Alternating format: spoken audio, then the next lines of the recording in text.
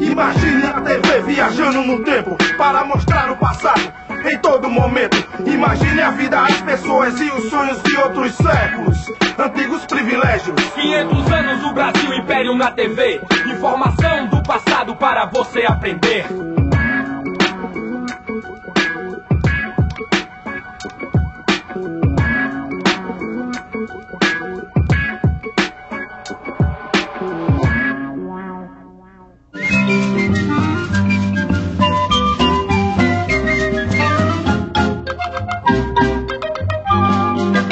O período que vai do final do século XVIII até o início do século XIX tem um grande significado para a história do Ocidente. Naquela época, as monarquias, que pareciam eternas, começaram a desmoronar. Nascia o mundo contemporâneo. A Europa ingressa no século XIX com uma nova forma de pensar e num clima de guerra. Napoleão Bonaparte, imperador da França, desafiava o poder dos reis absolutistas. Em 1806, já era senhor da Europa Ocidental. Mas e em Portugal?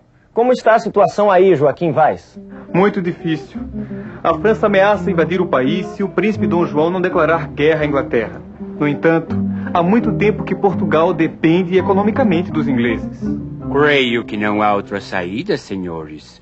Ou a coroa portuguesa sucumbe diante do exército francês, ou retira-se provisoriamente para o Brasil. Mas Dom João precisa da garantia de proteção da esquadra inglesa durante toda a viagem. Of course.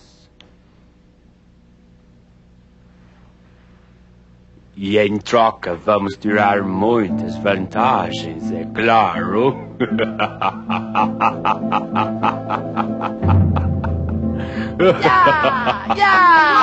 Emanuel, os franceses estão chegando! Podes vir, Napoleão! Podes vir que eu estou pronto para o combate! Deixa-te de tolices, miúdo! Por enquanto, o combate é para ver quem consegue embarcar para o Brasil. Dizem que tem mais de 10.000 pessoas no porto em busca de um lugar nos navios.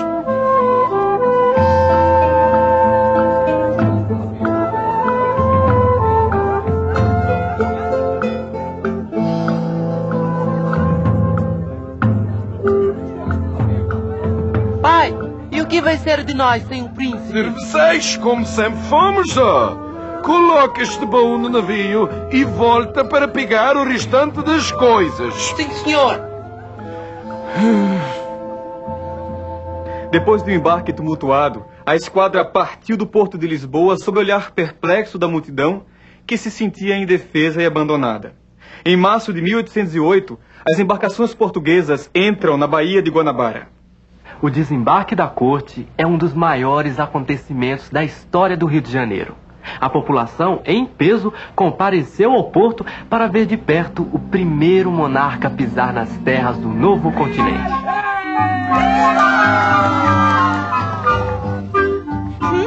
Que horror! Antes Luanda, Moçambique ou Timor, a esta pedentina que é o Rio de Janeiro. Calma, mulher.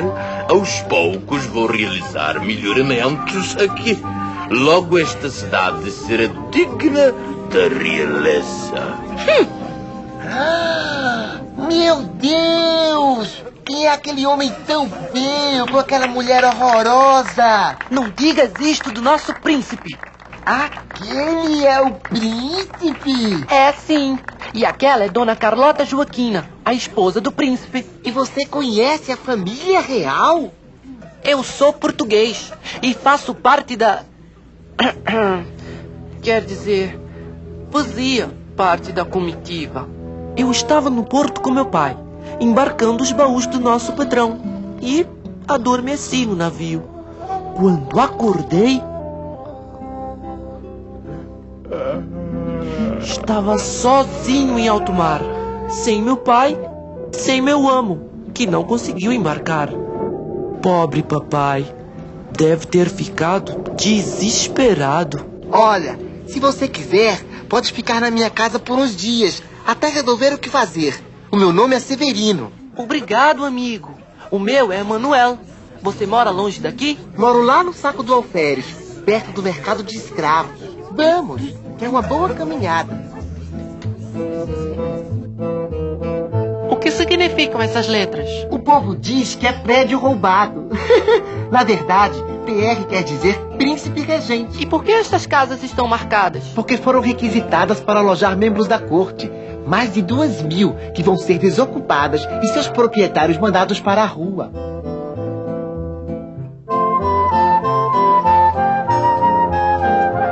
E a sua casa também foi requisitada? Ah, nenhum nobre ia querer morar na minha casa. Entra! Benção, pai. Deus te abençoe, filho. Este aqui é o Emanuel. Como vai, Emanuel? Pai, ele veio de Portugal por acaso e não tem onde morar. Às vezes o acaso pode trazer grandes oportunidades, Emanuel. Se você tiver jeito e quiser ser meu aprendiz, em pouco tempo consegue o dinheiro para voltar a Portugal. É. Essa cidade agora vai começar a crescer. O Alvará de 1º de abril é uma lei que permite o desenvolvimento de qualquer atividade industrial no Brasil. Outra boa notícia é que o príncipe já deu o aval para a criação do Banco do Brasil, o que será para nós ótimo. O problema é que com a abertura dos portos fica difícil concorrer com os produtos ingleses que são mais baratos e melhor qualidade. Não se enganem, meus senhores. O interesse dos ingleses é manter uma posição cada vez mais privilegiada no Brasil. A Inglaterra foi a maior beneficiária da abertura dos portos brasileiros às nações amigas. Até mesmo porque, naquele momento, era o único país europeu em condições de enviar embarcações ao Brasil. Outras medidas adotadas por Dom João vieram beneficiar ainda mais a posição econômica dos ingleses. E por estarem justos e acordados, a coroa de Portugal e Inglaterra assinam os tratados de aliança e amizade e de comércio e navegação, através dos quais reafirmam os laços de cooperação e fraternidade que sempre existiram entre as duas nações. Fraternidade? Eles querem mesmo é tomar conta de vez do comércio no Brasil. Como se não bastasse a quebra do nosso monopólio no comércio com o Brasil, Dom João nos impõe mais um duro golpe. É um absurdo! Os portugueses pagando mais caro que os ingleses para comercializar com sua própria colônia. Essas novas taxas do Tratado de Comércio e da Navegação praticamente acabam com a nossa margem de lucro. Portugal fica cada vez mais em situação inferior. Se Portugal sofre um crescente abatimento econômico e moral, no Brasil acontece exatamente o contrário. Além do crescimento do comércio, a presença da corte alterou o estilo de vida do país.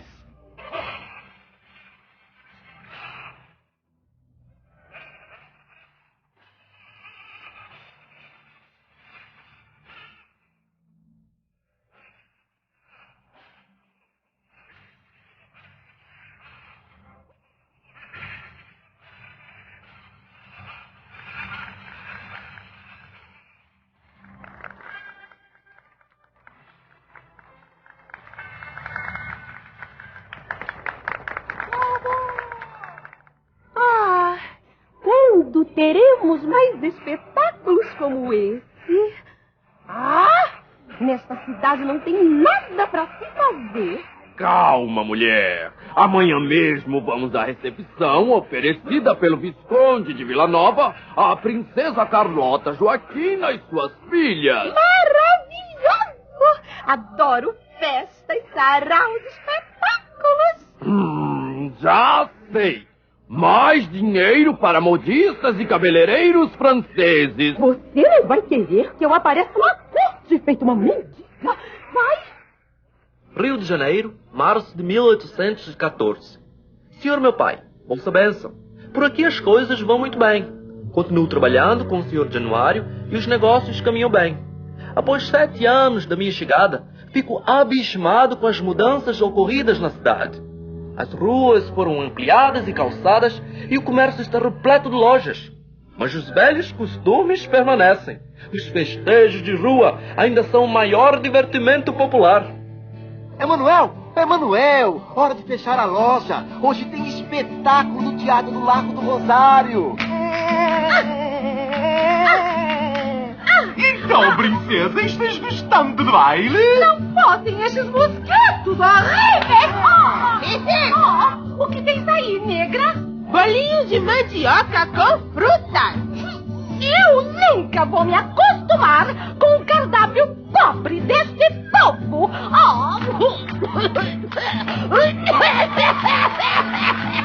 O que foi, princesa? Engoli o mosquito tropical. Acho que vou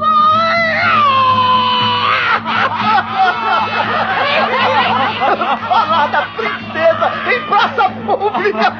Isso da cadeia! Se os homens da intendência aparecerem aqui...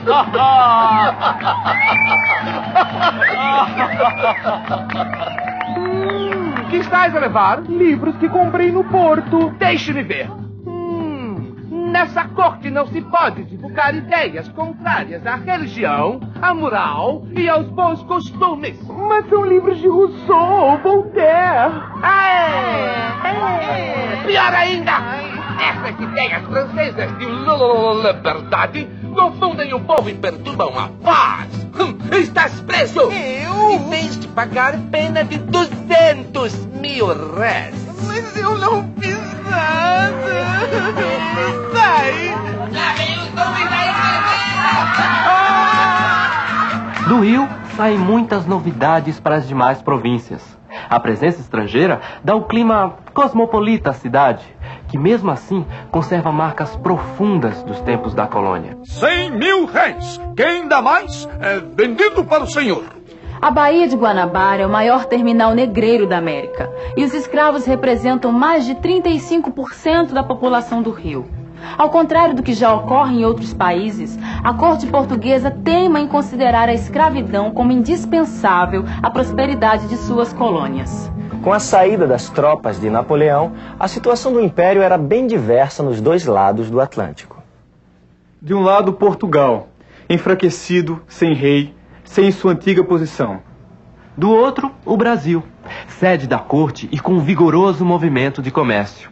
Conservar a unidade do Império nessa condição era uma tarefa bem mais difícil do que imaginava a elite brasileira. Nós, ingleses, preferimos que Vossa Alteza volte para a Europa. Majestade, é preferível ter um grande poder na América do que sujeitar-se totalmente à Inglaterra lá na Europa. Eu detesto tomar decisões importantes, mas está decretada a elevação do Brasil a Reino Unido de Portugal e Algarves. Severino, ouça essa notícia. Estourou uma revolta em Pernambuco e o governador da província fugiu para o Rio. E o que pretendem os revoltosos? Criar uma república junto com as outras províncias que aderiram ao movimento. A revolta de Pernambuco no Brasil e uma conspiração liberal sufocada em Lisboa deram início a uma série de acontecimentos que iriam aumentar as tensões no Império Português. A aclamação de Dom João VI como monarca do Reino Unido reforçou o peso político do Brasil no Império Português, o que irritou ainda mais os súditos na Europa. Lisbonenses! Não temais as iras deste papão, pois não passa de um burro com pele de leão! Viva a Constituição! Viva! Viva a religião! Viva! Viva o rei! Viva! Viva! A Revolução Constitucionalista da cidade do Porto logo se espalhou por todo o país. O movimento propõe o fim do antigo regime e a elaboração de uma Constituição. Esse acontecimento teve grande repercussão no Brasil, de onde fala Tainá Funiô. No Pará e na Bahia já surgiram as primeiras manifestações de apoio ao movimento do Porto. Com o juramento do clero e das autoridades, a Constituição estabelecida pelas Cortes de Lisboa. Vamos ver a situação no Rio de Janeiro. As tropas portuguesas da divisão auxiliadora exigem do soberano o juramento imediato das bases da futura Constituição portuguesa e a demissão de alguns membros do governo. Ao contrário do que imaginavam os brasileiros, o movimento do Porto não era tão liberal quanto parecia.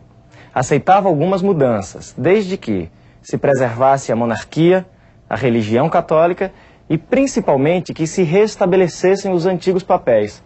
Portugal retomar seu poder de metrópole e o Brasil voltar à condição de colônia. Emanuel, Dom João anunciou sua partida para Portugal.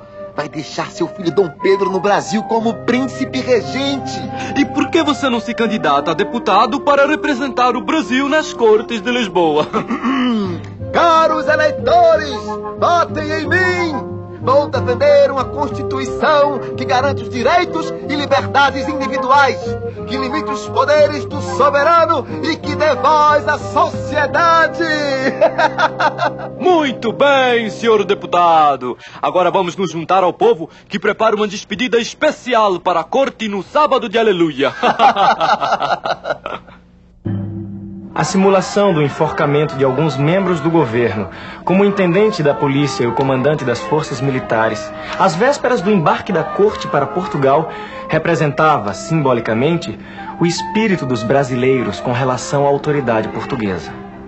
Veja no próximo episódio como a partida de Dom João VI criou condições para o confronto entre forças tradicionais e renovadoras que iriam marcar as primeiras décadas do século XIX no Brasil.